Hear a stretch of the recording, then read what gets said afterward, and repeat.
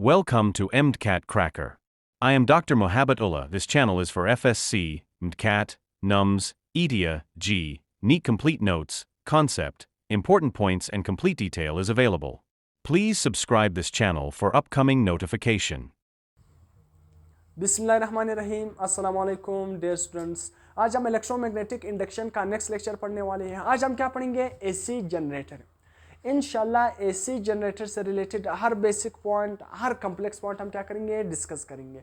अगर आप कोई भी कम्पिटिटिव एग्जाम के लिए तैयारी कर रहे हो या सेकेंड ईयर बोर्ड एग्जाम के लिए तैयारी कर रहे हो तो ये लेक्चर दोनों ही के लिए बेनिफिशियल होगा। हर बेसिक पॉइंट, हर कम्प्लेक्स पॉइंट आप मैं यहाँ पर डिस्कस करूंगा। इंशाल्लाह आपका कंसेप्ट बिल्कुल क्लियर हो जाएगा। और पहले से ही मैंने बोर्ड पर एक अच्छे प्रिसाइज कंप्रिहेंसिव नोट, पहले से ही एक कंप्रिहेंसिव नोट्स की फॉर्म में लिखा हुआ है। तो एसी जनरेटर अगर आपको लॉन्ग क्वेश्चन में आता है या कोई कम्पिटिटिव एग्जाम में कोई से एमसीक्यूज आता है, कोई शॉर्ट क्वेश्चन आता है, तो हर पॉइंट मैंने पहले से ही नोट्स की फॉर्म में लिखा हुआ है। आपको यहाँ पर हर चीज़ मिल जाएगा इंशाल्लाह इस लेक्चर में।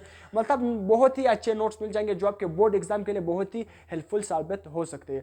तो काइंडली अगर आप चैनल पर नए हो तो चैनल को सब्सक्राइब कर देना, बेल आइकन की घंटी को पुश कर देना ताकि आपको तमाम आने वाली लेक्चर की नोटिफिकेशन मिल सके। अब क्या है एसी जनरेटर?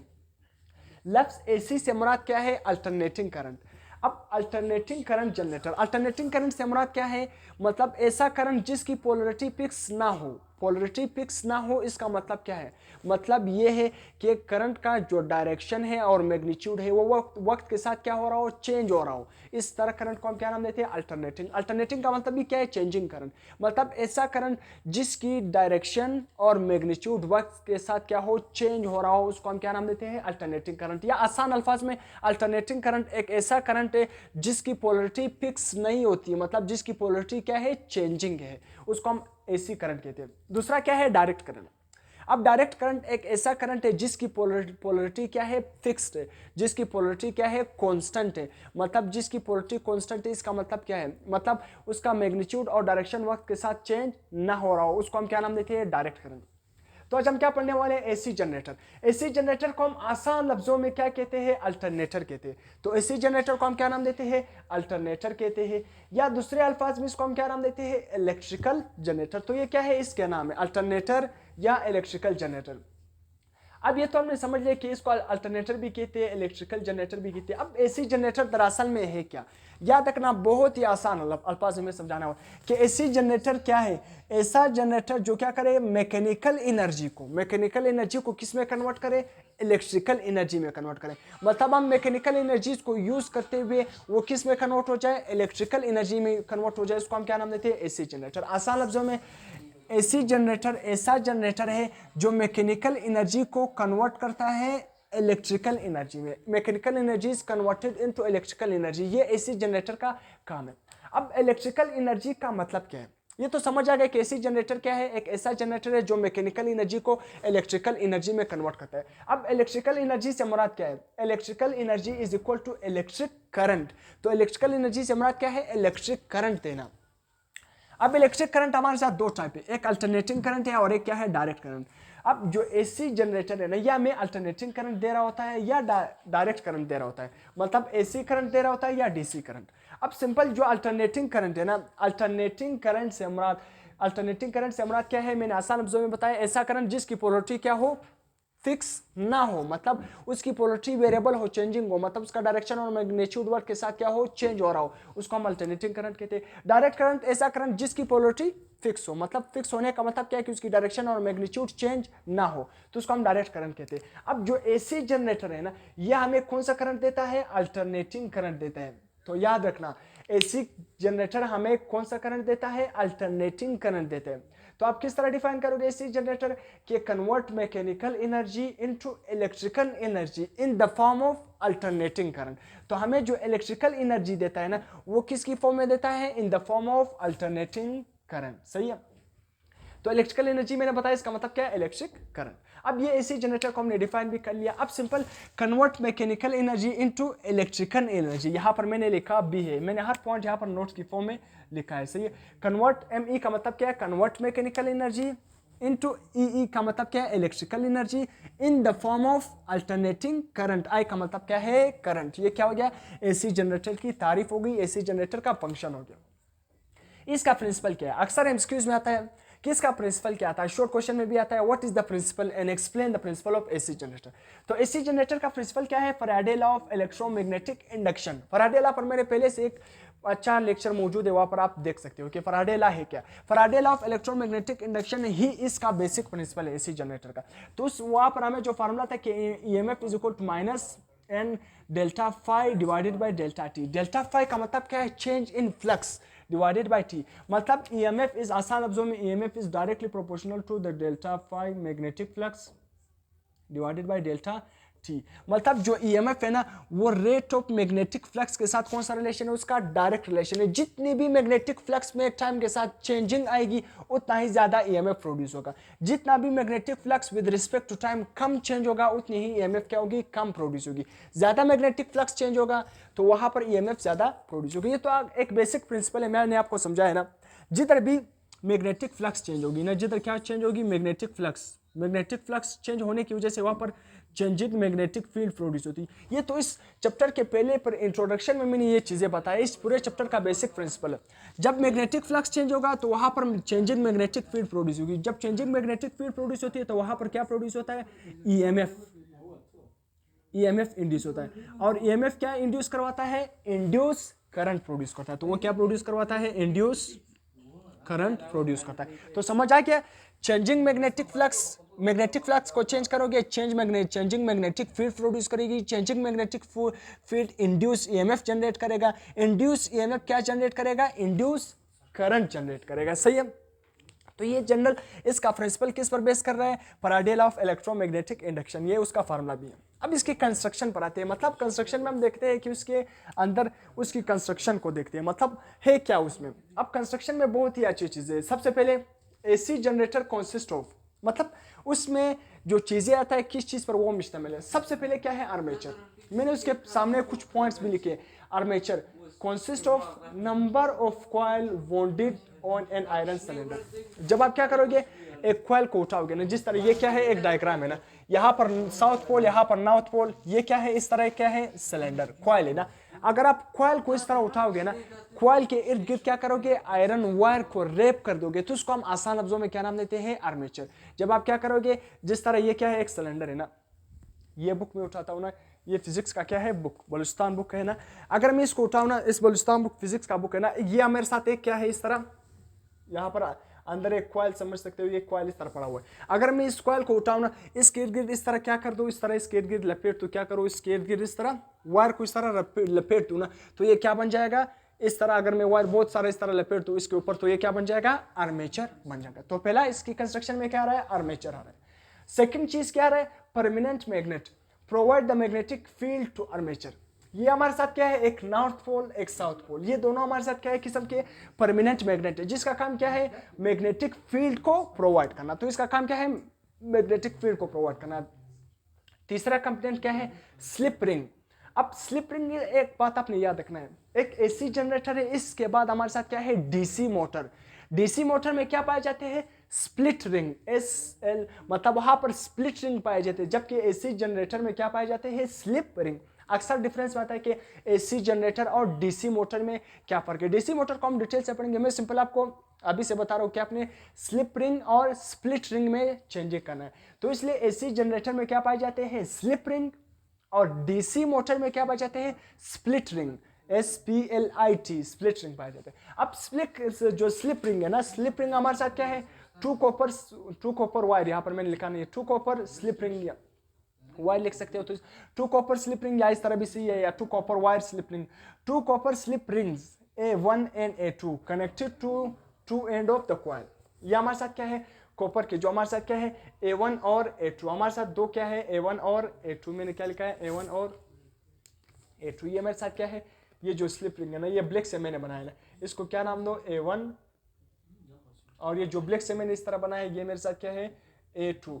तो हमारे साथ क्या है, कॉपर के वायर से बने हुए दो क्या है, A1 और A2। ये क्या है, हमारे साथ दो स्लिप रिंग जो कॉइल से क्या है, कनेक्ट है। ये क्या है, ये मेरे साथ ब्लू वाला क्या है, कॉइल। इस कॉइल से हमारे साथ ये ब्लैक A1 वाला, और दूसरा क्या है, A2। तो ये हमारे साथ क्या है, स्लिप रिंग्स है। ये क्या है, रिंग्स, आपको नजर भी आ रहा है, इस तरह रिंग्स की फॉर्म में बने हुए। यही दरअसल में electrical current, electrical energy provide करती है इन the form of alternating current. अब इसके बाद क्या है, चौथा क्या है, कार्बन ब्रशेस। कार्बन ब्रशेस क्या है, 2 carbon rod B1 and B2 to which an external circuit is connected. Fourth point में हमारे साथ क्या आता है, कार्बन ब्रशेस। हमारे साथ एक ये है कार्बन ब्रशेस जिसको मैंने क्या नाम दिया, B1, और ये है, सही है, जो ब्लू में ये वाला बना हुआ है, ये हमारे साथ क्या है, ये वाला मैंने ऊपर यहाँ पर B2। तो हमारे साथ 2 कार्बन ब्रशेस है, एक B1 और एक क्या है, B2, जो हमारे साथ एक्सटर्नल सर्किट से क्या है, अटैच है। ये क्या है, एक्सटर्नल सर्किट से अटैच है। जबकि कार्बन ब्रश जो स्लिप रिंग थे ना, वो कॉइल के साथ अटैच है। देखो A1 ये कॉइल के साथ अटैच, इसी तरह ये A2 सही है। जो स्लिप रिंग है ना, वो कॉइल के साथ अटैच है। जो कार्बन ब्रशेस है ना, वो आपके साथ नजर आ रहा है, जो एक्सटर्नल हमने एक सर्किट बनाया ना, तो ये एक्सटर्नल सर्किट से अटैच है। अब इसके बाद क्या है, चौथा mechanical source, rotate coil about fixed axis. चौथा हमारे साथ क्या है, एक मैकेनिकल सोर्स। क्यों, इससे पहले हमने क्या पढ़ा था, मोशनल ईएमएफ और इसका फिनोमेना बिल्कुल क्या है, डिफरेंट है। अब यहाँ पर हमने मैकेनिकल सोर्स के जरिए ना, मतलब कॉइल को क्या करना है, मैकेनिकली रोटेट करना है किसी भी चीज से। जब हम कॉइल को मैकेनिकली रोटेट करेंगे ना, जिस तरह यहाँ पर मैग्नेटिक फील्ड नॉर्थ पोल से साउथ पोल की तरफ जा रहे हैं ना, ये मेरे साथ एक कॉइल है ना, अगर मैं इस कॉइल को इस तरह रोटेट कर दूंगा ना, इस तरह रोटेट करूंगा, तो यहाँ पर जो मैग्नेटिक फील्ड लाइंस है ना, इस तरह अंदर जा रही है ना। मैग्नेटिक फील्ड लाइन किस तरह, ये कॉइल है ना, कॉइल इस तरह अंदर पड़ा हुआ है, या इस तरह आप देख सकते हो ना, ये इस तरह पड़ा हुआ है ना, मैग्नेटिक फील्ड लाइन इस तरह जा रही है ना। अगर मैं इस कॉइल को इस तरह रोटेट करूंगा ना, तो मैग्नेटिक फील्ड लाइन क्या हो जाएगी, चेंज हो जाएगी, या आसान लफ्जों में मैग्नेटिक फ्लक्स चेंज होगा, जिसकी वजह से चेंजिंग मैग्नेटिक फील्ड प्रोड्यूस होगी, वो ईएमएफ इंड्यूस करेगा, ईएमएफ इंड्यूस करंट प्रोड्यूस करेगा। तो सही है। तीसरा हमारे साथ क्या है, मैकेनिकल सोर्स। मैकेनिकल सोर्स से मुराद क्या है, कोई भी ऐसा चीज कि ये जो एसी जनरेटर में जो ये अंदर वाला ये कॉइल है ना, इसको इस तरह रोटेट करे। जब रोटेट करेगा तो मैग्नेटिक फ्लक्स चेंज होगी, जब मैग्नेटिक फ्लक्स चेंज होगी तो मैग्नेटिक फील्ड चेंज होगी, जब मैग्नेटिक फील्ड चेंज होगी तो इंड्यूस ईएमएफ जनरेट होगा, जब इंड्यूस ईएमएफ जनरेट होगा तो वो इंड्यूस करंट को जनरेट कर देगा। सही है। तो पांचवा क्या है हमारे साथ, मैकेनिकल सोर्स। अब मैकेनिकल सोर्स को भी हमने पढ़ लिया, तो आपको यहाँ पर नजर आ रहा है कि ये क्या है, एक नॉर्थ पोल, ये क्या है, साउथ पोल। ये तो आपको पता है कि मैग्नेटिक फील्ड नॉर्थ पोल से निकलती है, साउथ पोल की तरफ जाती है। तो ये ब्लैक से मैंने मैग्नेटिक फील्ड बनाई है। अब यहाँ पर हमारे साथ क्या है, एक साइड मेरे साथ क्या है, सी बी ये वाला साइड है, एक ए बी वाला साइड है, एक सी डी वाला साइड है, एक हमारे साथ क्या है, डी ए वाला साइड है। सही है। अब यहाँ पर हमारे साथ क्या है, एक A1 है, एक A2 है, ये 2 रिंग है, और हमारे साथ क्या है, B2 और B1 कार्बन ब्रशेस है, जो हमारे साथ एक्सटर्नल सर्किट में अटैच है। ये मेरे साथ एक लोड है। लोड का मतलब क्या है, कोई भी चीज हो सकता है, बल्ब हो सकता है, पंखा हो सकता है, कोई भी चीज हो सकता है। अब यहाँ पर इसके वर्किंग में आपने देखना है ना, वर्किंग में आप क्या देखोगे ना, कि वर्किंग में क्या लिखोगे ना आप, वर्किंग में आसान, वर्किंग इसका क्या है, फराडे लॉ, इसका प्रिंसिपल क्या है, इसका वर्किंग है। तो जब भी वर्किंग का बात आ जाए ना, तो वर्किंग आप नोट्स की फॉर्म में किस तरह लिखोगे कि इसके वर्किंग में क्या है, इसका वर्किंग किस पर बेस कर रहा है, Faraday law of electromagnetic induction.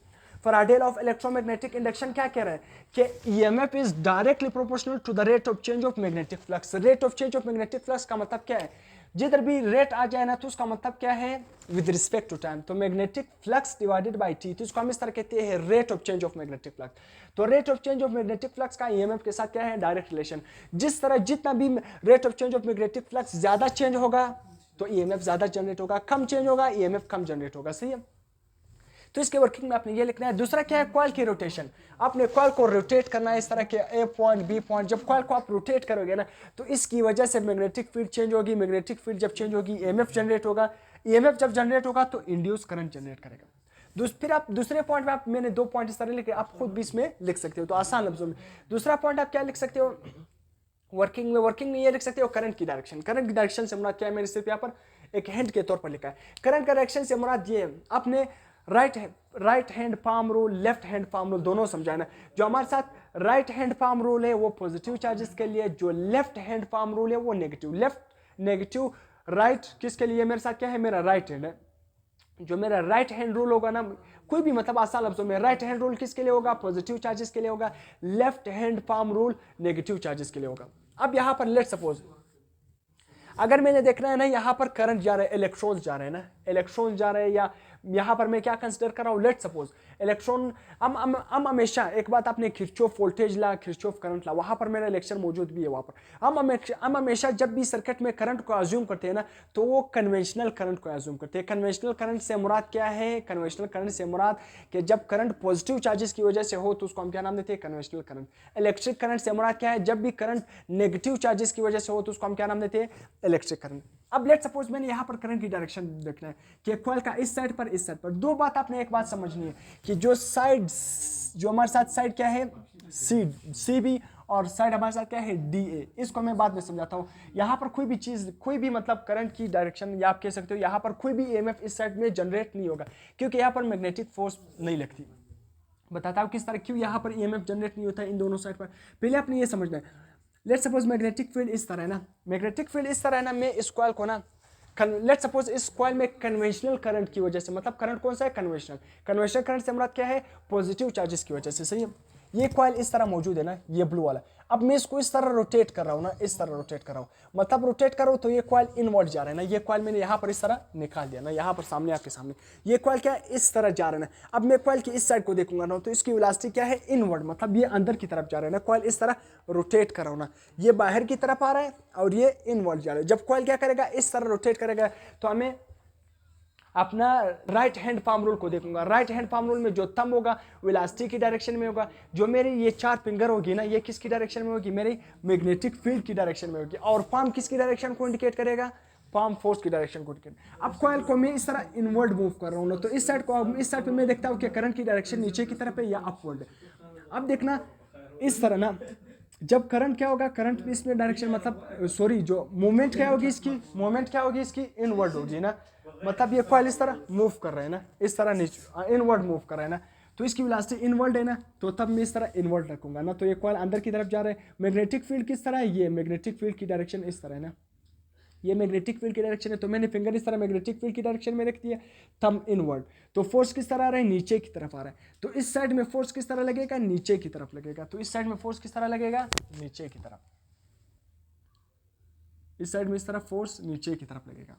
अब देखना उसी तरह ये मेरे साथ उसी तरह क्या है, ये मैंने कॉइल जब कॉइल क्या करेगा, अब मैं इस साइड में देखता हूँ ना, इस साइड इस तरह मैंने मूव कर दिया ना, कॉइल इस तरह मूव कर रहा है ना, मूव कर रहा है इस तरह, फिर इस तरह आ गया, फिर इस तरह आ गया, सही है, मूव कर रहा है ना। अब मैं देखता हूँ कि इस साइड में करंट की डायरेक्शन किस तरह होगी। अब करंट की डायरेक्शन आसान, अब उसी तरह जिस तरह मैंने बताया कि इस साइड पर जो फोर्स है ना वो डाउनवर्ड लग रही है, किस तरह हमने यहाँ पर जो करंट की डायरेक्शन है वो क्या एज्यूम किया था कि कन्वेंशनल करंट है।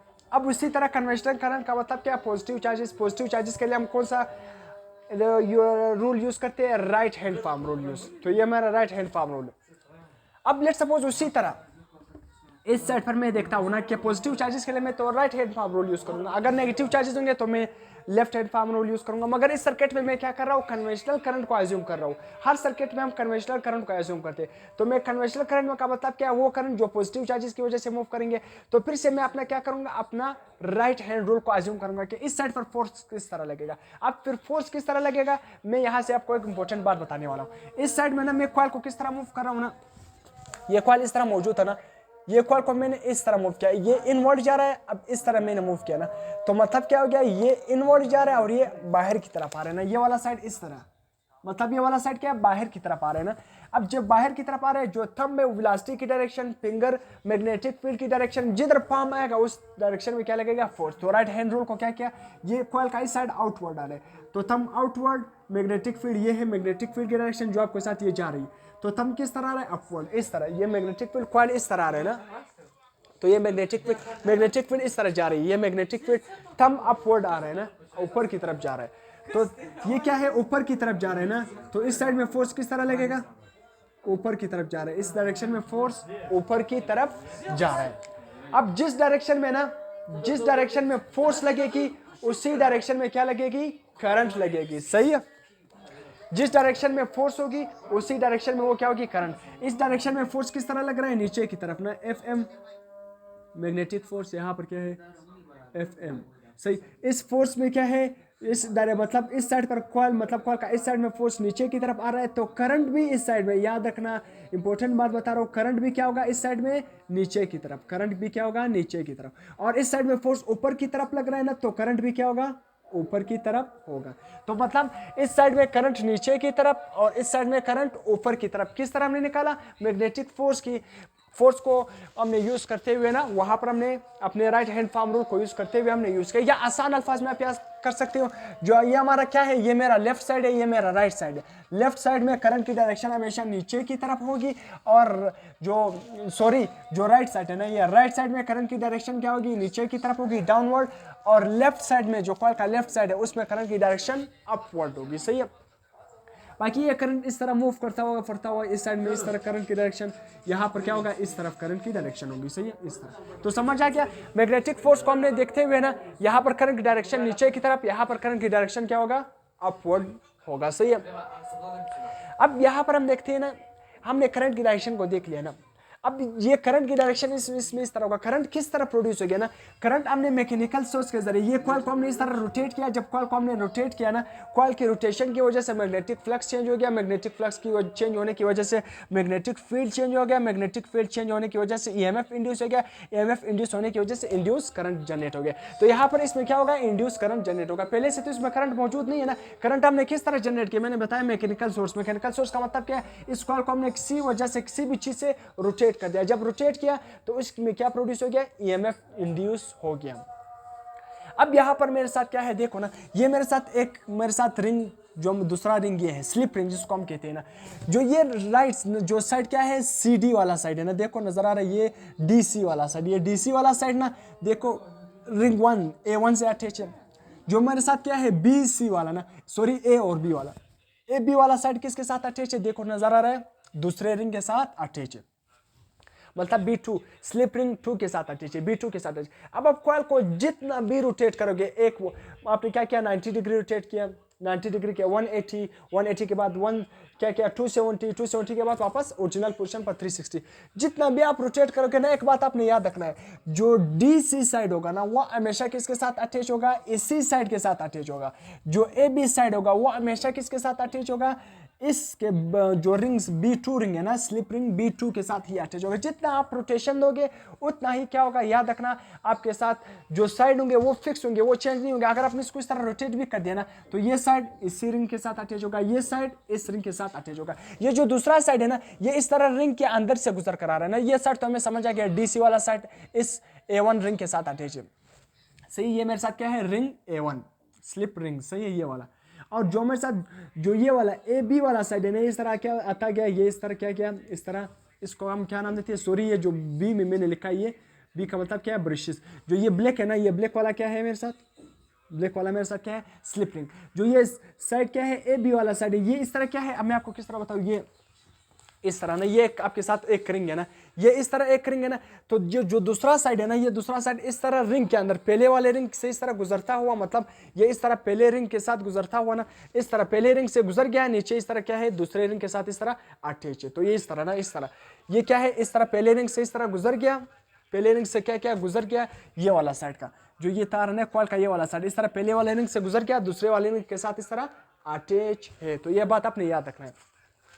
अब अगर आप जनरेटर को रोटेट करते जाओगे ना, इस तरह रोटेट करते जाओगे, आपको अल्टरनेटिंग करंट मिलता जाएगा। अल्टरनेटिंग करंट का मतलब क्या है, इस साइड से करंट क्या है, लेट्स सपोज इस साइड से आपके साथ करंट क्या आ रहा है, इनवर्ड आ रहा है, मतलब करंट यहाँ पर इनवर्ड आ रहा है। इस साइड से करंट क्या है, आउटवर्ड जा रहा है, आउटवर्ड जा रहा है, तो आपके साथ let suppose inward current, outward current, तो आपके साथ क्या है, अगर आप इसको रोटेट कर दोगे, लेट सपोज अगर ये साइड है जहाँ से करंट क्या है, आउटवर्ड जा रहा है, मतलब क्या है, इसके अंदर कॉइल के अंदर जा रहा है, ये वाला साइड, लेट सपोज ये साइड क्या है आपका पॉजिटिव, ये साइड क्या है नेगेटिव। अगर आप इस कॉइल को थोड़ा सा रोटेट, मतलब 90 डिग्री आपने रोटेट किया, तो ये साइड क्या बन जाएगा, ये साइड नेगेटिव बन जाएगा, ये वाला साइड क्या बन जाएगा, पॉजिटिव।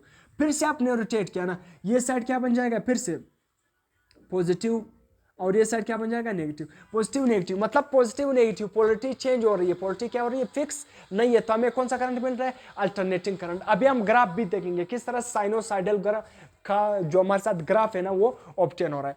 तो इसके बाद डेरिवेशन, डेरिवेशन की तरफ आते हैं ना। डेरिवेशन में आपने क्या करना है, साइड ए बी, एक बात आपने याद रखना है ना, जो मेरे साथ डी ए है, मतलब ये वाला साइड डी ए वाला साइड और सी बी वाला साइड ना, इन पर कोई भी फोर्स नहीं लगेगा, इस पर कोई भी फोर्स नहीं लगेगा। क्यों? क्योंकि ये मैग्नेटिक फील्ड के साथ क्या है, ये वाला साइड मैग्नेटिक फील्ड के साथ तो पैरेलल है ना। जिस तरह मैग्नेटिक फील्ड की डायरेक्शन इस तरह है और इस साइड में देखो करंट की डायरेक्शन भी इस तरह है ना, मतलब करंट और मैग्नेटिक फील्ड की डायरेक्शन इस साइड में क्या है, पैरेलल। इस साइड में मैग्नेटिक फील्ड क्या है, इसी तरफ, और करंट का डायरेक्शन इस तरफ है, दोनों क्या है, एंटी पैरेलल। मतलब ये अलोंग नहीं है, परपेंडिकुलर नहीं है। करंट का और मैग्नेटिक फील्ड का डायरेक्शन परपेंडिकुलर जब नहीं होगा ना, तो वहां पर क्या याद रखना, वहां पर कोई भी ईएमएफ इंड्यूस नहीं होता है। तो इसी वजह से ये सी बी साइड और डी ए साइड ये पैरेलल है और एंटी पैरेलल है मैग्नेटिक फील्ड के साथ, यहां पर कोई भी ईएमएफ जनरेट नहीं होगा। अब यहां पर जो ये मेरे साथ क्या है, ये वाला सी डी साइड और ए बी साइड, यहां पर मैक्सिमम ईएमएफ जनरेट होगा क्योंकि ये मैग्नेटिक फील्ड के साथ परपेंडिकुलर है। तो यहाँ पर मैंने जो साइड ए बी है ना, यहाँ पर ईएमएफ क्या प्रोड्यूस होगा, मैंने मोशनल ईएमएफ का फार्मूला क्या आपने को पढ़ाया भी है वहाँ पर टॉपिक क्या, motional EMF is equal to V B L sine theta, ये उसका फार्मूला है मोशनल ईएमएफ का, सही है, मोशनल ईएमएफ। तो साइड मेरे साथ क्या है, ए बी, जो साइड क्या है ए बी, मेरे साथ ये साइड क्या है ए बी, इस साइड ए बी में ये क्या है परपेंडिकुलर, इस साइड ए बी पर और साइड डी सी पर, ये दोनों क्या है परपेंडिकुलर, दोनों क्या है परपेंडिकुलर। मतलब परपेंडिकुलर का मतलब क्या है, जो वेलोसिटी है और मैग्नेटिक फील्ड, कॉइल की वेलोसिटी और मैग्नेटिक फील्ड ये दोनों क्या है परपेंडिकुलर है, परपेंडिकुलर है। तो इसी वजह से यहाँ पर जो ईएमएफ होगा वो मैक्सिमम जनरेट होगा, मैक्सिमम ईएमएफ जब जनरेट होगा तो वो मैक्सिमम इंड्यूस करंट जनरेट करेगा। तो इसलिए जो ए बी साइड, मेरे साथ ए बी साइड है, इसमें जो ईएमएफ जनरेट होगा वो मैक्सिमम होगा। उसी तरह जो साइड क्या होगा सी डी होगा, उसमें भी मैक्सिमम ईएमएफ जनरेट होगा वी बी एल साइड में। जो मेरे साथ क्या है सी डी है, यहां पर भी जो बी है एंड मैग्नेटिक फील्ड, इन दोनों में कौन सा डायरेक्शन बन रहा है, 90 डिग्री का बन रहा है, परपेंडिकुलर है, तो यहां पर भी मैक्सिमम ईएमएफ जनरेट होगा। फिर से साइड क्या है B C, B C side और डी ए साइड, ये मैंने आपको पहले बताया, बी सी साइड वाला और डी ए साइड वाला ये परपेंडिकुलर है ही नहीं मैग्नेटिक फील्ड के साथ। यहां पर जो वेलोसिटी है, कॉइल की वेलोसिटी और साथ में मैग्नेटिक फील्ड ये परपेंडिकुलर है ही नहीं। तो इसी वजह से यहाँ पर इन दोनों साइड में कोई भी इंड्यूस ईएमएफ जनरेट नहीं होगा। तो टोटल ईएमएफ अगर आप टोटल इंड्यूस ईएमएफ को कैलकुलेट करोगे ना, तो ईएमएफ ए बी साइड वाला, बी सी साइड वाला, सी डी वाला, डी ए वाला, तो अब जो बी ए बी वाला साइड है वहाँ पर तो V B L sine theta, B C side वाला हमारे साथ जो बी सी साइड है वहाँ पर जीरो प्रोड्यूस हो रहा है। उसी तरह सी डी साइड वाला जो मेरे साथ क्या है सी डी साइड वाला है, वहाँ पर भी B L maximum B V B L sine theta, और लास्ट वाला जो साइड है उसमें भी क्या हो रहा है जीरो ईएमएफ जनरेट हो रहा है। तो यहाँ पर आप नोट कर सकते हैं, इसको अभी डेरिवेशन को कंप्लीट करने वाला हूँ, फिर नेक्स्ट पॉइंट हम क्या करेंगे डिस्कस करेंगे। तो यहाँ इसका आप स्क्रीनशॉट ले सकते हो। एसी जनरेटर का लास्ट में हमने उसका जो डेरिवेशन था, जो टोटल ईएमएफ था, उसको हमने यहाँ पर ड्राइव किया था। अब उसको हम टोटल क्या करते हैं, सम अप करते हैं। हम सम अप करेंगे तो हमारे साथ टोटल ईएमएफ क्या बन जाएगा 2VBL sin थीटा, क्योंकि दो साइड पर, ये मैंने एक रफ डायग्राम यहाँ पर फिर से बनाया था, दो साइड पर, ये ऊपर वाला साइड और ये नीचे वाला साइड, ये दो साइड पर क्या आ रहा था हमारे साथ ईएमएफ जीरो आ रहा था, दो साइड पर ईएमएफ जीरो आ रहा था, जबकि इस साइड पर, ये वाले दो साइड, इन दो साइड पर ईएमएफ क्या आ रहा था, मैक्सिमम आ रहा था। तो दो जीरो और दो बार मैक्सिमम आ रहा था, तो हमने क्या कर लिया, जब सबको क्या कर लिया आपस में ऐड कर लिया, तो हमारे साथ टोटल ईएमएफ क्या बन गया, total EMF is equal to 2VBL sin theta. अब इसके बाद जो हमारे साथ टोटल ईएमएफ किया क्या, हमने उसको सम अप कर दिया। अब यहाँ पर जो ये कॉइल है ना, एक जाहिर सी बात है, ये कॉइल क्या कर रहा है, मैग्नेटिक फील्ड में रोटेट कर रहा है, मैग्नेटिक फील्ड में क्या कर रहा है, रोटेट कर रहा है। जिधर रोटेशन होगी तो वहाँ पर लीनियर वेलोसिटी किस चीज़ में चेंज हो जाती है, एंगुलर वेलोसिटी में चेंज हो जाती है। तो जाहिर सी बात है, ये कॉइल रोटेट करेगा, जब कॉइल में रोटेशन होगी, कॉइल रोटेट करेगा, तो यहाँ पर कॉइल में कौन सी वेलोसिटी प्रोड्यूस होगी, एंगुलर वेलोसिटी प्रोड्यूस होगी। और आपको पता है कि एंगुलर वेलोसिटी का फार्मूला हमारे साथ क्या है, हमने एक रिलेशन पढ़ा था लीनियर और एंगुलर वेरिएबल्स के दरमियान, फर्स्ट ईयर में लीनियर और एंगुलर वेरिएबल्स के दरमियान हमने रिलेशन पढ़ा था। यहाँ पर लीनियर वेलोसिटी और एंगुलर वेलोसिटी के दरमियान जो रिलेशन है V is equal to R omega, ये आपको पता भी है, हमने फर्स्ट ईयर में पढ़ा था कि लीनियर और एंगुलर वेरिएबल के दरमियान रिलेशन, लीनियर डिस्प्लेसमेंट और एंगुलर डिस्प्लेसमेंट जिससे S is equal to R theta. उसी तरह linear velocity is equal to linear velocity और एंगुलर वेलोसिटी के दरमियान रिलेशन जिस तरह R ओमेगा। उसी तरह लीनियर एक्सेलरेशन आर अल्फा, सही है। ये क्या है alpha. Linear acceleration, angular acceleration, linear velocity, angular velocity, linear displacement, angular displacement. तो हमने ये रिलेशन पढ़े थे लीनियर और एंगुलर वेलोसिटी के दरमियान रिलेशन। तो वहाँ पर मैं डिटेल में नहीं जा रहा हूँ, सिंपल आपको वो सिर्फ रिकॉल करवाया। तो यहाँ पर हमारे साथ linear velocity v is equal to R omega, हमारे साथ लीनियर वेलोसिटी किसके इक्वल है आर ओमेगा। तो बहुत ही आसान, जहाँ पर v आ रहा है ना वहाँ पर क्या पुट कर देना आर ओमेगा। तो टोटल ईएमएफ ईटी का मतलब क्या है, total EMF is equal to 2 v की जगह आपने क्या पुट कर देना है आर ओमेगा पुट कर देना है और ब्रैकेट में बंद कर देना है बी एल साइन थीटा। अब इसके बाद बहुत आसान, सिर्फ मैंने थोड़ा रीअरेंजमेंट इसमें करना है, बाकी वही इक्वेशन मैंने ऊपर वाला नीचे भी लिखा है, सिर्फ रीअरेंज करके मैंने लिखा है। अब किस तरह, सिंपल 2 मैंने क्या कर दिया आर और एल को मैंने एक साथ लिख दिया और 2 को भी एक साथ में लिख दिया। तो इन तीनों को मैंने ब्रैकेट में बंद कर लिया, 2 आर और एल, ये तीनों को मैंने एक साथ में लिख लिया। क्यों अभी बताता हूँ। बाकी उसी तरह ओमेगा, इसी तरह मैग्नेटिक फील्ड साइन थीटा, इसको मैंने उसी तरह लिख लिया। अब क्यों जो 2RL को मैंने क्यों एक साथ लिख लिया, क्योंकि ये तीनों किसके इक्वल है 2RL, ये किसके इक्वल है एरिया ऑफ द कॉइल के इक्वल है। किस तरह अभी मैं समझाता हूँ। ये रफ डायग्राम भी मैंने इसी वजह से बनाया हुआ है। अब यहाँ पर ये क्या है, कॉइल नॉर्थ से साउथ पोल की तरफ मैग्नेटिक, सही, ये एक हमने मैग्नेट लगाया जो नॉर्थ से साउथ पोल की तरफ मैग्नेटिक फील्ड जा रही है और इसके अंदर एक कॉइल पड़ा है। अब यहाँ पर कॉइल का एरिया किसके इक्वल है, एरिया सिंपल हमारे साथ क्या है, आप लेंथ को किसके साथ मल्टीप्लाई करो, विड्थ के साथ मल्टीप्लाई करो, आपके साथ एरिया है। अब सिंपल यहाँ पर जो इसका विड्थ है ना, यहाँ पर देखो विड्थ क्या है, यहाँ से लेकर यहाँ तक एक आर बन जाएगा, फिर यहाँ से लेकर यहाँ तक दूसरा आर बन जाएगा, तो 2R बन गया ना। तो उसी वजह से मैंने क्या लिखा है 2R। तो विड्थ इसका क्या बन गया 2R, मैं यहाँ पर साइड पे लिख देता हूँ आपको समझ। विड्थ क्या बन गया उसका 2R, क्योंकि ये टोटल विड्थ क्या है किसके इक्वल है 2R, एक आर यहाँ से लेकर यहाँ तक, फिर दूसरा आर यहाँ से लेकर यहाँ तक, तो 2R बन गया। तो 2R सही है, 2R, क्यों सही नहीं ले, ये क्या है 2R सही। और लेंथ क्या है, ये इसका क्या है टोटल लेंथ, इस कॉइल का लेंथ। तो इसको हम किससे रिप्रेजेंट करते हैं L से। तो लेंथ इंटू विड्थ, लेंथ क्या है किसके इक्वल है L, तो 2R इंटू L क्या बन गया 2RL, और ये किसके इक्वल है एरिया के equal, area of the coil. तो एरिया ऑफ द कॉइल किसके इक्वल है 2RL, अभी मैंने आपको बता भी दिया। तो सिंपल 2RL की जगह में क्या लिख सकता हूँ, ए लिख सकता हूँ, एरिया लिख सकता हूँ। तो उसी तरह बहुत आसान, total EMF is equal to, ये किसके इक्वल है 2RL, area of the coil, तो इसकी जगह मैंने एरिया लिख लिया। उसी तरह angular velocity, magnetic field, sine theta, यहाँ तक इसको मैंने लिख लिया। अब ये जो इक्वेशन हमारे साथ आ गई, ये वाला इक्वेशन, ये सिंगल लूप के लिए, जिसमें सिंगल लूप होगा, याद रखना ये इक्वेशन किसके लिए, जिसमें सिंगल लूप होगा। अगर आप n नंबर ऑफ लूप के लिए क्या करोगे, इक्वेशन को बनाओगे, तो उसके साथ सिंपल आपने n लिखना है, n number of turn, n number of loop के लिए। तो उसी तरह for n number of loops, तो बहुत ही आसान, total EMF is equal to, सिर्फ इस इक्वेशन में अपने क्या ऐड करना है, n ऐड करना है। n का मतलब क्या है, नंबर ऑफ लूप्स, कितने लूप्स वहां पर होंगे। तो n omega area magnetic field into sine theta. तो उसी तरह n का मतलब क्या है, नंबर ऑफ लूप्स, ये एंगुलर वेलोसिटी, साथ में एरिया, उसी तरह क्या है मैग्नेटिक फील्ड और साइन थीटा। ये हमारे साथ इक्वेशन बन गया, फाइनल इक्वेशन। अब नीचे मैंने थोड़ा क्या है, थोड़ा वर्डिंग में लफ्ज़ लिखे हुए, ये वर्डिंग में मैंने क्यों लिखे, इस इक्वेशन, ये तमाम तरह इक्वेशन वगैरह को समझाने के लिए मैंने यहाँ पर ये वर्डिंग में लिखे। अब ये भी बहुत इंपॉर्टेंट कि इंड्यूस करंट किस चीज़ पर डिपेंड करता है, पूरा चैप्टर में चल रहा है इंड्यूस करंट, इंड्यूस ईएमएफ।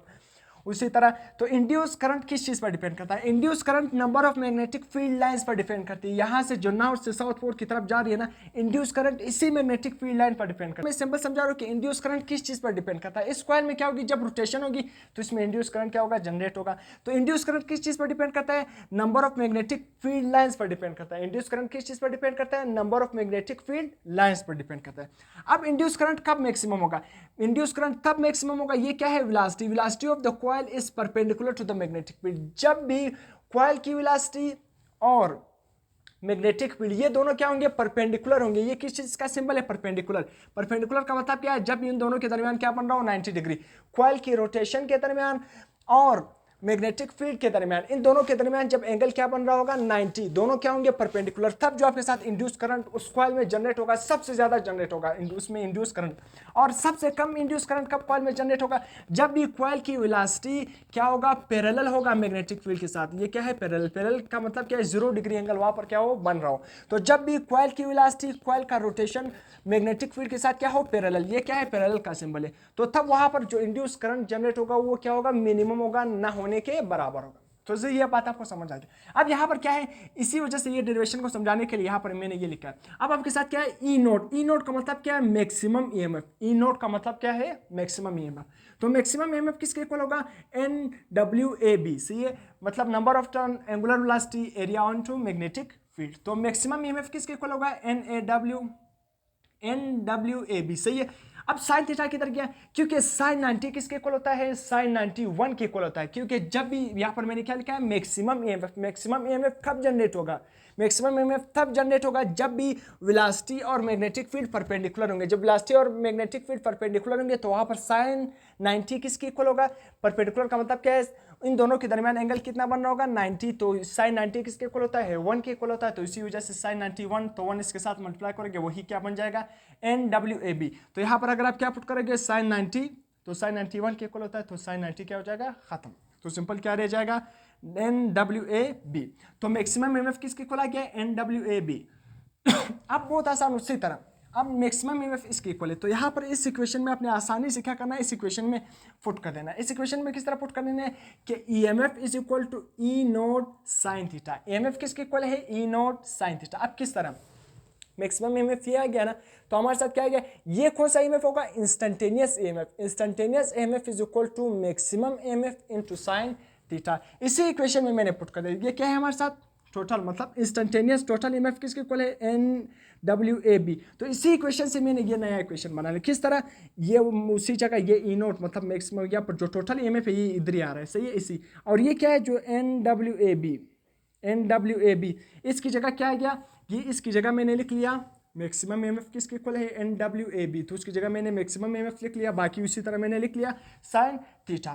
तो यहाँ पर एक नया क्वेश्चन बन गया कि इंस्टेंटेनियस, इसका मतलब क्या है, इंस्टेंटेनियस ईएमएफ। ई नोट का मतलब क्या है, maximum EMF into sine theta. अब यहाँ पर थीटा, अब ये हमारे साथ इक्वेशन बन रहे हैं, सिर्फ हम क्या कर रहे हैं, थीटा की वैल्यू को चेंज करते जाएंगे, हमारे साथ इक्वेशन चेंज होता जाएगा। बाकी कुछ भी नहीं है, सारा क्या है, आसान। यहाँ तक जो हमने डेरिवेशन कर लिया, बाकी सारे इसमें क्या है, हम थोड़ा चेंजिंग करते जाएंगे, इक्वेशन चेंज होता जाएगा, क्या है, बाकी अपनी इसमें कुछ भी चीज नहीं है। तो उसी तरह क्या है, थीटा, थीटा किसके इक्वल है, ओमेगा टी के इक्वल है। तो बहुत आसान, EMF is equal to instantaneous EMF is equal to maximum EMF sine theta की जगह क्या आएगा, ओमेगा टी, क्योंकि थीटा किसके इक्वल है, ओमेगा टी। तो ये क्या है, एक नया इक्वेशन बन गया। सिर्फ क्या है, वैल्यू चेंज होती जाएगी थीटा की। फिर से थीटा हमारे साथ किसके इक्वल है, थीटा हमारे साथ किसके इक्वल है, ओमेगा टी। ओमेगा किसके इक्वल है, याद रखना, omega is equal to 2πf। Omega किसके इक्वल है, 2πf की इक्वल है। तो यहां पर मैं भी इस तरह भी लिख सकता हूं कि theta is equal to omega की जगह क्या आएगा, 2πf, और इसी तरह टी आएगा। फिर इसके बाद थीटा की वैल्यू एक और तरह से हम भी चेंज कर सकते हैं। अब theta is equal to omega T. अब ओमेगा किसके इक्वल है, याद रखना, omega is equal to, omega किसके इक्वल है, 2πf। ओमेगा किसके इक्वल है, 2πf। तो अब simple theta is equal to omega की जगह क्या आएगा, 2πf आएगा, और साथ में टाइम उसी तरह लग जाएगा। अब एक और रिलेशन हमने पढ़ा था कि फ्रीक्वेंसी और टाइम पीरियड में कौन सा रिलेशन है, रेसिप्रोकल है, मतलब एक दूसरे के क्या है, इनवर्स है। तो यहाँ पर क्या है, क्या फ्रीक्वेंसी। तो फ्रीक्वेंसी किस, हमने पढ़ा था कि फ्रीक्वेंसी, यहाँ पर मैं लिख रहा हूँ, और टाइम पीरियड में कौन सा रिलेशन है, एक दूसरे के साथ क्या है, रेसिप्रोकल, एक दूसरे के रेसिप्रोकल है, मतलब इन दोनों के दरमियान रिलेशन क्या है, इनवर्स। तो सिंपल अगर आप थीटा को टाइम की फॉर्म में लिखोगे तो वो किस तरह होगा कि थीटा इज इक्वल टू 2π, मतलब आप इस तरह भी लिख सकते हो कि ओमेगा किसके इक्वल है, एक ये आपने बात रखना है, याद रखना है कि ओमेगा इज इक्वल टू 2π। दूसरा आप ये आपने ये बात रखना है कि ओमेगा किसके इक्वल है, 2π डिवाइडेड बाई टी। सही है, तो omega in term of time, omega in term of frequency, बस ये आपने याद रखना है, बाकी कुछ भी नहीं है। तो इसलिए theta is equal to omega की जगह एक बार 2π इंटू टी, फिर ओमेगा इज इक्वल टू 2π, या आप इस तरह लिख सकते हो कि फ्रीक्वेंसी और टाइम पीरियड में कौन सा रिलेशन है, इनवर्स। तो एफ किसके इक्वल है, 1 डिवाइडेड बाई टी। तो एफ की जगह क्या आएगा, 1 डिवाइडेड बाई टी। आप इस तरह भी लिख सकते हैं कि ओमेगा किसके इक्वल है, 2π टी। तो ओमेगा की जगह इस बार क्या आएगा, 2π डिवाइडेड बाई टी। तो 2π divided by T, omega is equal to 2π divided by T. तो क्या आ जाएगा, 2π divided by T multiply by small T.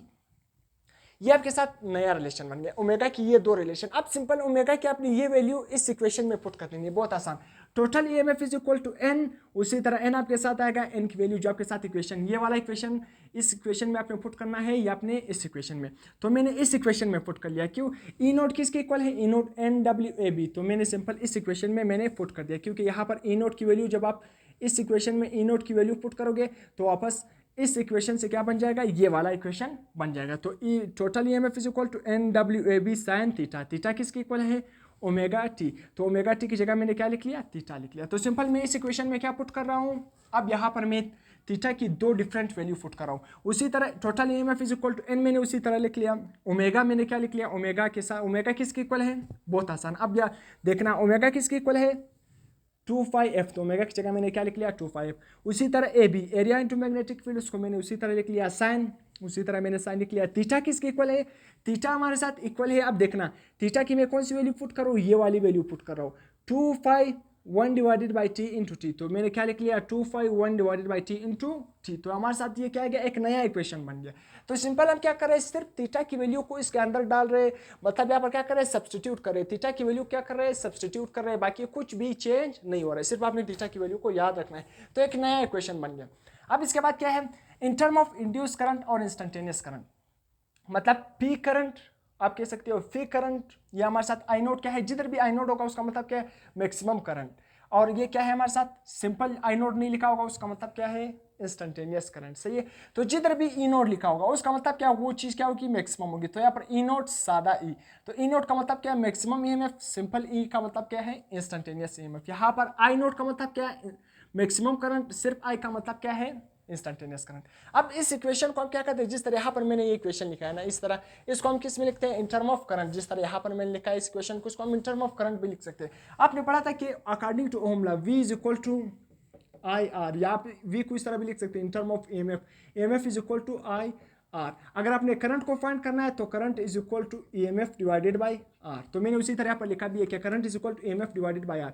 तो current is equal to EMF किसके इक्वल है, आप देखना है यहाँ पर EMF किसके इक्वल है, यहाँ पर मैंने लिखा है EMF is equal to E naught sine theta. तो मैंने ऊपर वाली वैल्यू पुट नहीं की, मैंने नीचे वाली पुट की, कोई भी फर्क नहीं है, ये वाली वैल्यू लिख देना या ये वाली लिख देना, कुछ भी फर्क नहीं। यहाँ पर थीटा की वैल्यू मैंने नहीं लिखी, सिर्फ यहाँ पर थीटा किसके इक्वल है, ओमेगा टी। तो मैंने थीटा की जगह क्या लिखा है, ओमेगा टी। तो आपने कंफ्यूज नहीं होना है कि ये वाली वैल्यू पुट करनी है, ये वाली, कोई भी वैल्यू पुट करो, कोई भी मसला नहीं है। तो यहाँ पर क्या है, मैंने ये वैल्यू लिखी है कि EMF किसके इक्वल है, E naught sine omega T. तो मैंने EMF की जगह क्या लिख लिया, EMF किसके इक्वल है, देखना EMF ये किसके इक्वल है, ये इक्वल है E naught sine omega T. तो इसकी जगह मैंने क्या लिख लिया, E naught sine omega T divided by R, बाकी कुछ भी नहीं लिखा। अब सिर्फ यहाँ पर एक ही चीज़ है जो हमारे साथ क्या है, E naught divided by R. हमने पढ़ा था कि करंट किसके इक्वल है, EMF डिवाइडेड बाय आर। तो इंस्टेंटेनियस करंट किसके इक्वल होगा, instantaneous EMF divided by resistance. उसी तरह मैक्सिमम करंट मतलब I naught peak current, maximum current किसके इक्वल होगा, maximum EMF divided by R.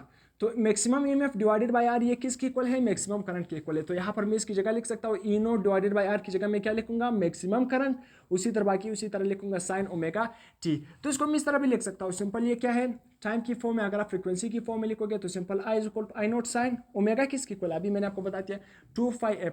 तो ओमेगा की जगह क्या लिख देना, 2πf इंटू टी। तो ये इन टर्म ऑफ फ्रीक्वेंसी है, ये इन टर्म ऑफ टाइम, बहुत आसान। दोनों फॉर्म में हमने लिख लिया, instantaneous EMF maximum EMF sign omega T, instantaneous current maximum current sign omega T.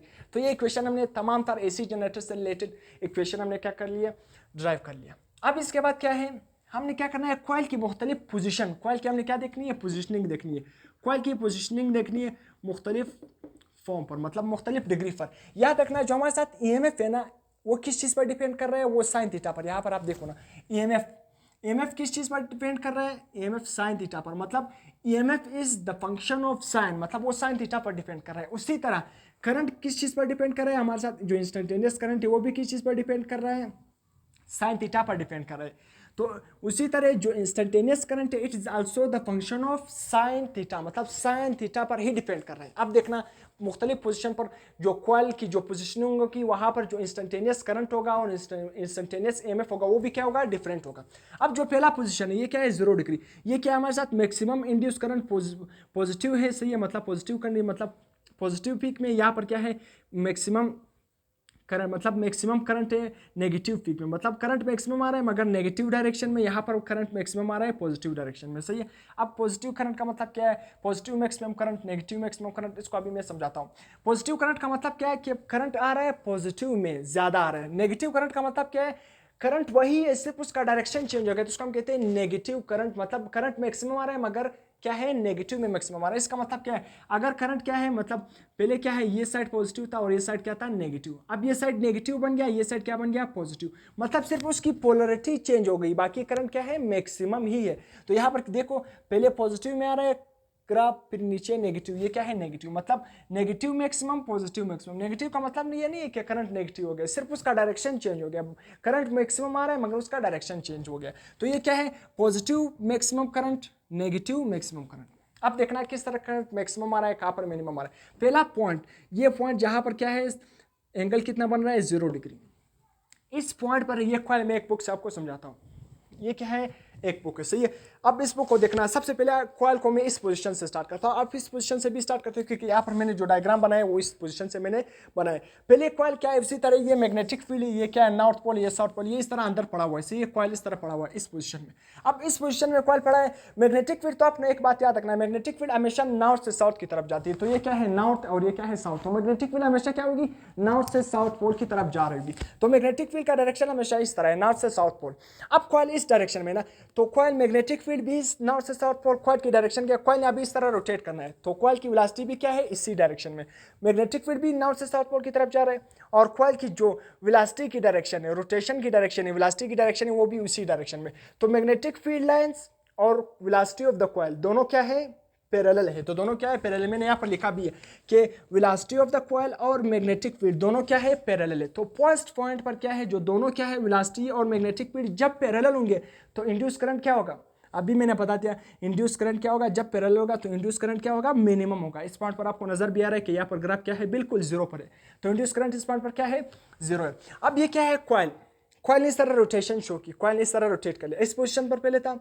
अब कॉइल ने इस तरह रोटेशन शो की, कॉइल ने रोटेशन शो की। तो अब कॉइल की वेलोसिटी का डायरेक्शन क्या है, इनवर्ड। कॉइल क्या है, इस तरह रोटेट कर रहा है, तो कॉइल की वेलोसिटी की डायरेक्शन इस तरह है, बोट की इनवर्ड। मतलब इस तरह कॉइल की वेलोसिटी की डायरेक्शन इनवर्ड है, जबकि मैग्नेटिक फील्ड तो इस तरह जा रहे हैं। मतलब कॉइल की जो वेलोसिटी की डायरेक्शन है वो इस तरह है, और मैग्नेटिक फील्ड लाइंस इस तरह है। मैग्नेटिक फील्ड हमेशा तो नॉर्थ से साउथ पोल की तरफ, उसकी डायरेक्शन हमेशा इस तरह होगी। तो ये क्या बन गया, इस तरह। आपको नजर आ रहा है, मैं इस तरह आपको दिखा रहा हूँ। तो ये क्या है, इस तरह। मतलब कॉइल की जो रोटेशन की डायरेक्शन है वो इनवर्ड है और मैग्नेटिक फील्ड इस तरह है। तो एंगल क्या बन गया, 90 डिग्री। मतलब कॉइल इस तरह जा रहा है अंदर की तरफ, मैग्नेटिक फील्ड इस तरह है। तो एंगल कितना बन गया, 90 डिग्री। यहाँ पर मैंने लिखा भी, ये डॉट का मतलब क्या है, कॉइल इनवर्ड जा रहा है और मैग्नेटिक फील्ड क्या है, इस तरह। तो डायरेक्शन क्या बन जाएगा, 90 डिग्री। जब भी वेलोसिटी ऑफ द कॉइल और मैग्नेटिक फील्ड के दरमियान एंगल 90 बन जाए, आपको मैंने बता दिया कि इंड्यूस करंट तब क्या होगा, मैक्सिमम होगा। तो इस पॉइंट पर आपको नजर भी आ रहा है कि ग्राफ किस पॉइंट पर आ रहा है, बिल्कुल मैक्सिमम पीक पर आ रहा है। इस पॉइंट पर जो इंस्टेंटेनियस जो आपके साथ करंट है ना, वो बिल्कुल किस तरह आ रहा है, मैक्सिमम आ रहा है। करंट क्या आ रहा है, इंड्यूस करंट क्या आ रहा है, मैक्सिमम आ रहा है इस पॉइंट पर। अब इसके बाद आपने देखना है, पहले कॉइल इस पोजीशन पर था, अब कॉइल इस पोजीशन पर आ गया। सही है, आपने सिर्फ कॉइल की डायरेक्शन को क्या करना है, देखना है। आपने कॉइल ने इस तरह रोटेट करना है। कॉइल क्या करेगा, पहले इस पोजीशन पर था ना, इस पोजीशन पर।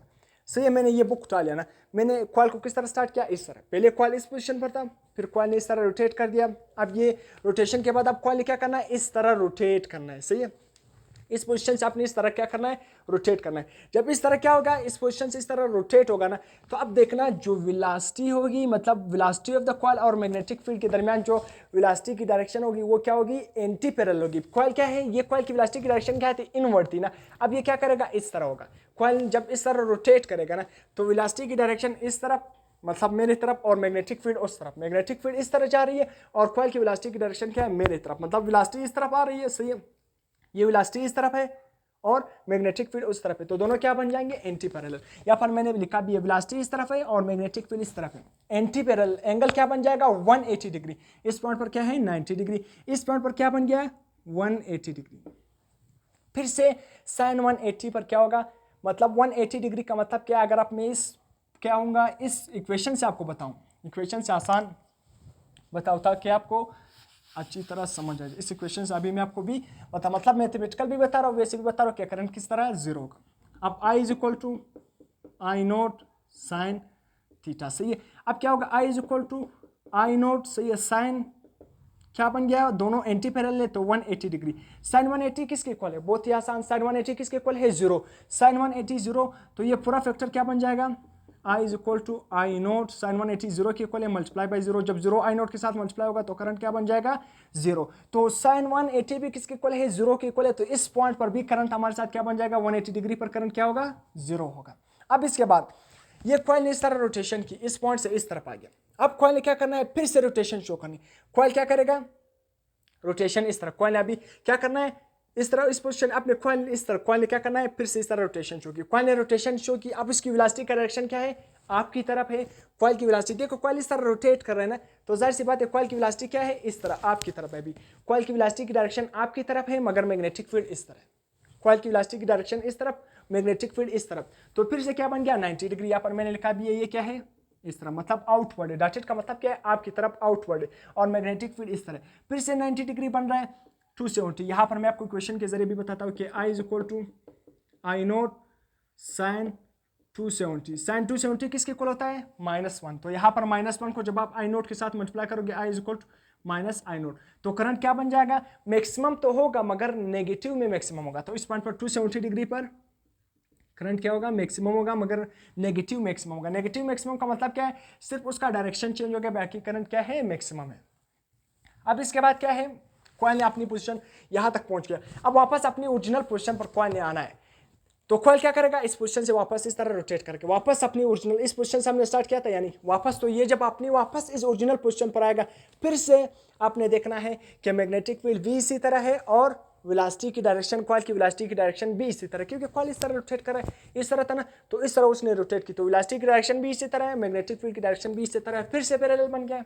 या फिर मैंने लिखा भी है, वेलोसिटी और मैग्नेटिक फील्ड और वेलोसिटी के दोनों क्या है, आपस में पैरेलल है।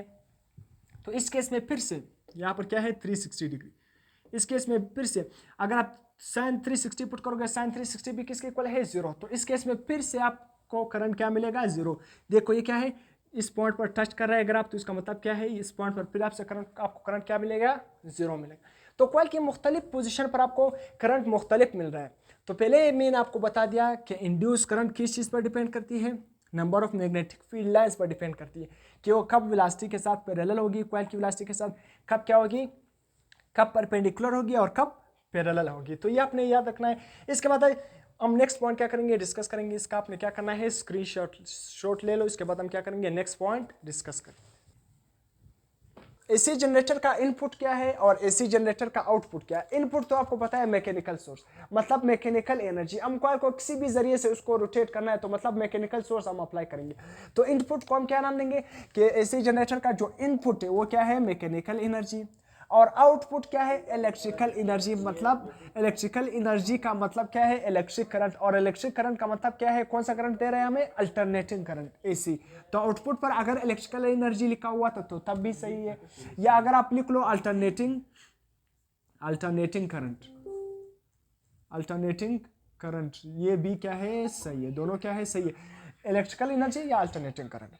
अब इसके एप्लीकेशन कहाँ पर हम इसको यूज करते हैं, एप्लीकेशन का मतलब कि यूजेस, पावर प्लांट में हम यूज करते हैं इसको, मुख्तलिफ किस्म के पावर प्लांट यहाँ पर हम यूज, हमने वहाँ पर एनर्जी करंट को जनरेट किया होता है, पावर प्लांट में यूज करते हैं। इंडस्ट्रियल एप्लीकेशन है, बहुत सारे इंडस्ट्रीज में हम इसको यूज करते हैं रिन्यूएबल एनर्जी को बनाने के लिए, जिस तरह विंड टर्बाइंस वगैरह हो गया ना, विंड टर्बाइंस हवा के जरिए जो हम टर्बाइन को क्या करते हैं, रोटेट करवाते हैं ना, तो वहाँ पर रिन्यूएबल एनर्जी बनाने के लिए ना भी वहाँ पर हम कौन से जनरेटर यूज करते हैं, एसी जनरेटर यूज करते हैं। अब यहाँ पर एक एमसीक्यूज है, which part of the AC generator remain stationery, कौन सा पॉइंट स्टेशनरी होता है, stator, rotator, armature, field winding. अब जाहिर सी बात है, रोटेटर क्या करेगा, रोटेट करेगा, आर्मेचर भी क्या करेगा, मूविंग पार्ट है, फील्ड वाइंडिंग भी क्या है, मूविंग। जो स्टेटर है ना, स्टेटर का मतलब क्या है, स्टैटिक, तो इसलिए स्टेटर का क्या है, एसी जनरेटर का वो पार्ट है जो क्या करेगा, जो मूव नहीं करेगा, मतलब वो रिमेन स्टेशनरी। अगर आपसे कहेंगे मूविंग पार्ट के बारे में, कहेंगे मूविंग पार्ट के बारे में कहेंगे, तो उसके लिए हम क्या टिक करते थे, रोटेटर पर आता, सही है। तो इसका ऑप्शन क्या बन गया, स्टेटर। कौन सा पार्ट रिमेन स्टेशनरी का मतलब क्या है, स्टैटिक, मतलब जो मूव ना करे, तो स्टेटर बन गया। अगर आपसे पूछे मूविंग पार्ट तो फिर क्या आता, रोटेटर आता। अब इसका करेक्ट ऑप्शन क्या है, स्टेटर। अकॉर्डिंग टू कंडीशन क्या है, स्टेटर बन गया। अब यहाँ पर हमारे साथ जो एसी करंट है ना, एसी करंट अक्सर एमसीक्यूज आता है, क्वेश्चन आता है कि एसी करंट मतलब एक साइकिल में अपनी डायरेक्शन कितनी बार चेंज करता है, एक साइकिल में। मैंने अभी आपको साइकिल भी बनाकर दिया था, ये क्या है, एसी करंट, सही, एक साइकिल। यहाँ पर पॉजिटिव है ना, तो एक ही साइकिल में पॉजिटिव से नेगेटिव, तो एक साइकिल में देखो ना ये कंप्लीट साइकिल किसकी इक्वल है, वन साइकिल किसकी इक्वल है, वन साइकिल 360 डिग्री के इक्वल है। तो एक साइकिल में उसने अपनी डायरेक्शन को कितनी बार चेंज किया था, यहाँ पर पॉजिटिव था, पॉजिटिव से आ गया नेगेटिव, एक बार चेंज किया। तो याद रखना AC चेंजेस इट डायरेक्शन, अपनी डायरेक्शन को चेंज करता है वंस इन साइकिल। एक साइकिल में वो क्या करेगा, एक ही बार अपनी करंट को चेंज करेगा। तो याद रखना जो अल्टरनेटिंग करंट है वो एक साइकिल में 360 डिग्री में वो अपनी डायरेक्शन को एक बार चेंज करता है। अब इस इक्वेशन को मैं थोड़ा और समझाता हूँ, बस ये हमारा एंड टॉपिक है। इस इक्वेशन में जो हमारे साथ EMF है ना, अक्सर एमसीक्यूज आते हैं ना, क्वेश्चन बनते हैं आपके बोर्ड एग्जाम के पेपर में, आपके कॉम्पिटिटिव एग्जाम में ना, यहाँ पर जो EMF है ना, EMF का n के साथ, EMF का ओमेगा मतलब एंगुलर वेलोसिटी के साथ, EMF का एरिया के साथ, EMF का मैग्नेटिक फील्ड के साथ, और साथ में EMF साइन थीटा पर भी डिपेंड कर रहा है। तो याद रखना EMF का नंबर ऑफ टर्न्स के साथ, EMF का एंगुलर वेलोसिटी के साथ, EMF का एरिया के साथ, EMF का मैग्नेटिक फील्ड के साथ, सबके साथ कौन सा रिलेशन है, डायरेक्ट रिलेशन है। अगर आप नंबर ऑफ टर्न्स को बढ़ा दोगे लेट सपोज, तो EMF क्या हो जाएगा, बढ़ जाएगा। नंबर ऑफ टर्न्स को कम कर दोगे तो EMF क्या हो जाएगा, कम हो जाएगा। सेम सब के लिए सही है। उसी तरह अगर आप एंगुलर वेलोसिटी को बढ़ा दोगे तो EMF बढ़ जाएगा, एंगुलर वेलोसिटी को कम कर दोगे EMF क्या हो जाएगा, कम हो जाएगा।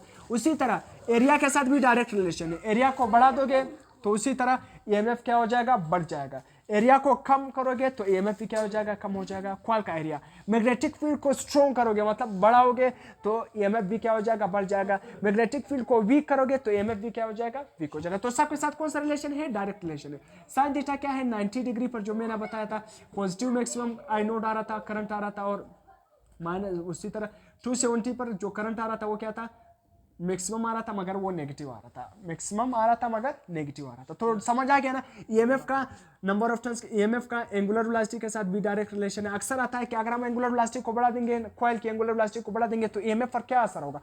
अगर आप EMF मतलब एंगुलर वेलोसिटी को बढ़ा दोगे कॉइल की तो EMF बढ़ जाएगा। EMF बढ़ने का मतलब क्या है, अल्टरनेटिंग करंट क्या है, आउटपुट बढ़ रहा है। तो इस तरह आपने याद रखना है हर पॉइंट को। उसी तरह EMF का नंबर ऑफ टर्न्स के साथ भी डायरेक्ट रिलेशन है। उसी तरह EMF का एरिया के साथ भी डायरेक्ट रिलेशन है। EMF का मैग्नेटिक फील्ड के साथ भी डायरेक्ट रिलेशन का तो पता है ना, एक चीज को बढ़ा दोगे दूसरी चीज भी बढ़ जाएगी, एक चीज को कम कर दोगे तो दूसरी चीज भी क्या हो जाएगी, कम हो जाएगी। अब उसी तरह ओमेगा की जगह एक एमसीक्यूज में पढ़ना था ना, ओमेगा मैंने बताया था कि ओमेगा की जगह ओमेगा किसकी इक्वल है, 2πf। ओमेगा किसकी इक्वल है, 2πf, या ओमेगा को आप इस तरह भी लिख सकते हो अगर टाइम की फॉर्म में लिखोगे 2π डिवाइडेड बाई t। अगर वो एक साइकिल की बात कर रहा है, एक साइकिल में जो ओमेगा है वो किसकी इक्वल है, 2π डिवाइडेड बाई t, क्योंकि एक कंप्लीट सर्कल किसकी इक्वल होता है, 2π। सही है। हाफ सर्कल किसकी इक्वल होता है, 5। हाफ सर्कल दूसरा हाफ सर्कल 5, तो पूरा सर्कल किसके इक्वल होता है, 2π। सही, मैं सिंपल ये समझा रहा हूँ। ओमेगा किसकी इक्वल है, 2π। तो यहाँ पर क्या आएगा, n 2πf AB। तो याद रखना EMF का फ्रीक्वेंसी के साथ भी कौन सा रिलेशन है, डायरेक्ट रिलेशन है। अगर आप फ्रीक्वेंसी को बढ़ा दोगे तो EMF बढ़ जाएगा। EMF बढ़ने का मतलब क्या है, आपको आपका आउटपुट बढ़ रहा है। आउटपुट बढ़ने का मतलब क्या है, आपको ज्यादा अल्टरनेटिंग करंट क्या है, बढ़ रहा है। आपका अल्टरनेटिंग करंट भी क्या हो जाएगा, आउटपुट पर ज्यादा मिलेगा। तो याद रखना EMF का फ्रीक्वेंसी के साथ भी कौन सा रिलेशन है, डायरेक्ट रिलेशन है। EMF का फ्रीक्वेंसी के साथ कौन सा रिलेशन है, डायरेक्ट रिलेशन है। तो ये तमाम रिलेशन, पहला रिलेशन, दूसरा रिलेशन, तीसरा, चौथा, पांचवा, सबका डायरेक्ट रिलेशन है। सबके साथ कौन सा रिलेशन है, डायरेक्ट रिलेशन है। तो यहाँ तक हमने हर पॉइंट डिस्कस कर लिया। AC जनरेटर से इंशाल्लाह आपको हर पॉइंट इंशाल्लाह क्लियर हुआ होगा। अगर फिर भी कोई पॉइंट मिसिंग है तो आप कमेंट सेक्शन में पूछ सकते हो। लेक्चर पसंद आ गया दोस्तों के साथ शेयर कर देना है, कमेंट कर देना है, चैनल को सब्सक्राइब कर देना है, लाइक कर देना है। टिल देन अल्लाह हाफिज़।